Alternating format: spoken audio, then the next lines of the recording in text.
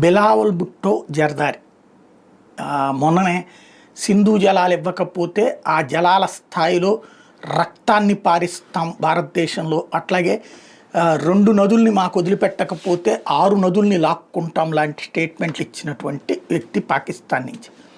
అహంకారపూరితమా అంటే అక్కడ ప్రజల్ని రెచ్చగొట్టడం, అదే సందర్భంలో తను నాయకుడిగా ప్రూవ్ చేసుకునేటటువంటి ప్రయత్నం. ఇప్పుడు తాజాగా ఒక వ్యాఖ్యలు చేసుకొచ్చాడు, భారత పార్లమెంట్లో మా వాళ్ళు ఉన్నారు అన్నది.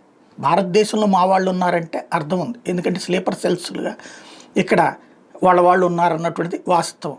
అదే సందర్భంలో పాకిస్తాన్ నుండి అక్రమంగా వలస వచ్చి ఇక్కడ ఉంటున్నటువంటి వాళ్ళు కూడా ఉన్నారు కాబట్టి అంతవరకు ఓకే. కానీ భారత పార్లమెంట్లో మా వాళ్ళు ఉన్నారంటున్నాడు అంటే ఏంటి? ఎవరినైనా అట్లా ప్రమోట్ చేశారా వీళ్ళు?